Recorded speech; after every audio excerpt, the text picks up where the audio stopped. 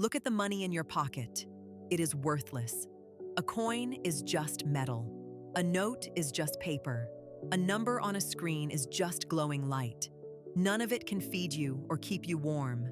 And yet, we spend our whole lives chasing it. We trade our hours and our work for it. Almost everything you do today touches money. But money is younger than farming or the dog.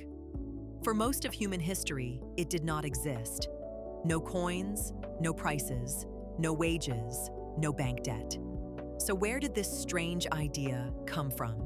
The truth is stranger than the story you were taught.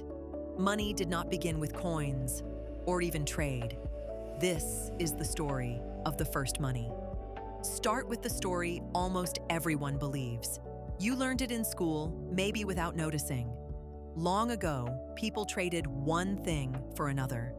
A farmer swapped grain for a neighbor's shoes. This is called barter, a direct trade, thing for thing. The story says barter was clumsy and slow. What if the shoemaker did not want your grain? So the story goes, we invented money to fix it. A single thing everyone would always accept. It is a clean, simple story. It is also wrong. The anthropologist David Graeber called it a myth. He searched the record for a real barter economy. No one has ever found one that truly worked. Pure barter appears mostly between strangers or enemies. Inside a village, people did not haggle item for item. They simply kept track of who owed whom. You helped me build my roof this spring. I owe you. So I help your harvest in the fall. No coins changed hands. The debt lived in memory. So credit and debt came first. Money came later. The order you were taught is upside down. To see real money begin, go to ancient Iraq, 5,000 years ago in the land of Sumer. Here rose the first cities and the first temples. The temple was bank, granary, and government in one. Farmers carried their grain to its great storehouses. Scribes wrote down exactly what each person gave. They pressed marks into wet clay with a reed. These clay tablets are among our first writing, and much of that writing is simply accounting. Lists of grain, of cattle, of silver, of debt. To measure it all, they needed a shared unit. They chose two things, barley and silver. A shekel was a weight, about 8 grams of silver. 1 shekel equaled a fixed measure of barley. Now a field, an ox, and a jar had one price. Money was born first as a number in a ledger. Most of that silver never actually moved. It sat in the temple while debts were settled on clay. The Mesopotamians even charged interest on loans. The law said it, 20% on silver, 30% on barley, paid after the harvest. Merchants sealed contracts inside clay envelopes, a promise to pay, stamped with the borrower's seal. This was banking, 4,000 years ago, before a single coin had ever been struck. Outside the temples, value took simpler shapes. The oldest measure of wealth was the animal. A man's riches were counted in cattle and sheep. Cows became a walking, breathing kind of money. Our words still remember it. In Latin, cattle was pecus. From pecus came pecunia, their word for money. It hides in English too, in the word pecuniary. But a cow is hard to carry and to split. People needed something small, lasting, and prized. Across the world, they found the same answer, a shell, the cowrie, a glossy little shell from warm seas. It cannot be faked, and it never rots. In China, cowries were treasured by the Shang kings. More than 3,000 years ago, they served as money. Cowries spread further than any currency in history. From the Maldives to China, Africa, and the Americas. People who never met agreed these shells held value. Still, there were no coins. That leap came later. It happened in a kingdom called Lydia, in what is now Western Turkey, around 600 BC. A river there flowed through the capital, Sardis. Its name was the Pactolus, and it carried gold. Mixed with silver, the metal is called electrum. People gathered this pale gold from the riverbed. The Lydians melted it into small, even lumps. Then they stamped each lump with an official mark. That stamp was the true invention, not the metal. It promised a fixed weight and worth, guaranteed.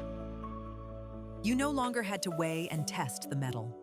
You could simply count the coins and trust the mark. The badge of Sardis showed a lion facing a bull.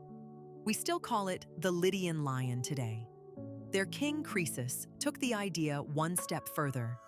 He split the money into pure gold and pure silver, coins of different values in a single system. He grew so rich, his name became a saying. To be rich as Croesus still means vast wealth. The idea of coins spread fast across the sea. The Greeks seized it and made it their own. Each city stamped its coins with its own gods. Athens pressed an owl, the bird of Athena. A coin was a small piece of state power. It said, "This ruler stands behind this value." Trade grew faster when no one weighed silver. Soldiers could be paid. Taxes could be counted. The coin tied money to the king and the city.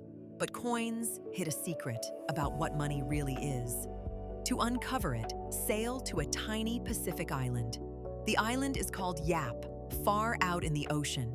Its money is the strangest on earth. Huge stone discs, carved with a hole in the middle. Some stand taller than a person and weigh tons. They are called rai, and you cannot pocket one. The stone was quarried on an island far away. Men carried it home across the sea on rafts. Once on Yap, the giant coins rarely moved.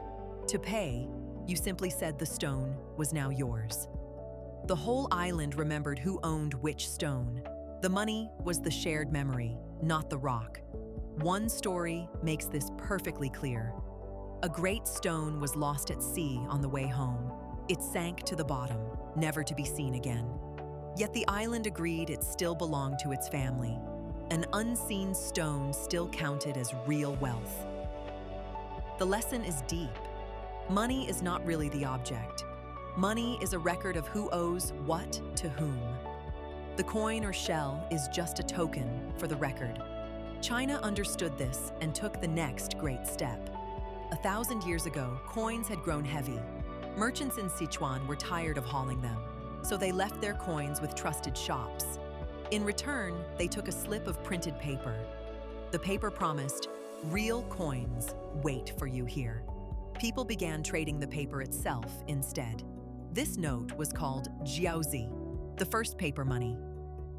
Under the Song-dynasty, the state took it over. For the first time, paper alone carried value, backed by nothing you could hold, only by trust. And that is the whole story in one word: trust. Money works only because we all agree it works. The moment we stop believing, it turns back to paper.